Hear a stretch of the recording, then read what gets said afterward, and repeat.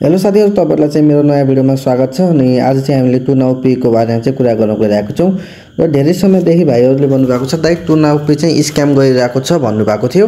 र त्यसको बारेमा चाहिँ आज म चाहिँ फुल्ली डिटेल भिडियो ल्याएको छु। के टु नाउ पे स्क्याम हो त?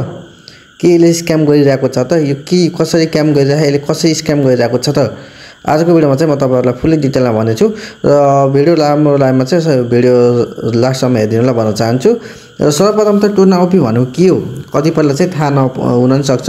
टु नाउ पे भनेको एउटा नेपाली प्लेटफर्म हो जसमा तपाईहरु चाहिँ टुर्नामेन्ट खेल्न सक्नुहुन्छ फ्री फायरको। र त्यसबाट गेममा टपअपहरु पनि गर्न सक्नुहुन्छ। र केही समयबाट चाहिँ त्यसमा चाहिँ अलि फ्रड भइरहेको रहेछ। मलाई चाहिँ भाइहरुले पेमेन्ट गरेको स्क्रिनशट पठाउनु भएको थियो र प्रुफ पनि दिनु भएको थियो। र मैले चाहिँ यसको बारेमा चाहिँ म टु नाउ पे सँग कुरा राखेको थिएँ। र टु नाउ पे बाट चाहिँ मलाई यस्तो रेस्पोन्स आएको थियो जसमा चाहिँ तपाईहरुलाई चाहिँ म भन्न गएको छु कि टु नाउ पे ले के कसरी स्क्याम भइरहेको छ त। टु नाउ पे को उनीहरुले चाहिँ मलाई फुल्ली डिटेलमा भन्नु भएको छ। र खासमा तपाईहरुको के गल्तीले गर्दा स्क्याम भइरहेको छ त त्यसको बारेमा चाहिँ अब चाहिँ म तपाईलाई भन्ने छु। र सुरुमा त तपाईलाई भन्न चाहन्छु कि टु नाउ पे एउटा कुनै स्क्याम एप हैन। तपाईहरुले चाहिँ एमा यो चाहिँ कुनै तलबाट चाहिँ स्क्याम एप चाहिँ होइन। तपाईहरुलाई चाहिँ म भन्न चाहन्छु टु नाउ पे भनेको अब यस्तो प्लेटफर्म हो जसमा तपाईहरु चाहिँ स्पोर्टहरु खेल्न सक्नुहुन्छ।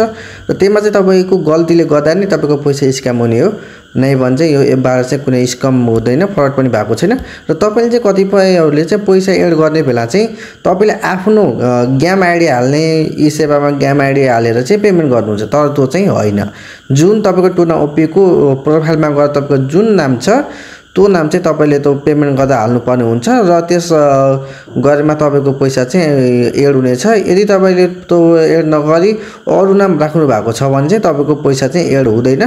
त्यसैले चाहिँ सबैजनाले पेमेन्ट गर्नुभन्दा अगाडि चाहिँ केही कुराहरु सोधेर या बुझेर चाहिँ पेमेन्ट एड गर्नु होला।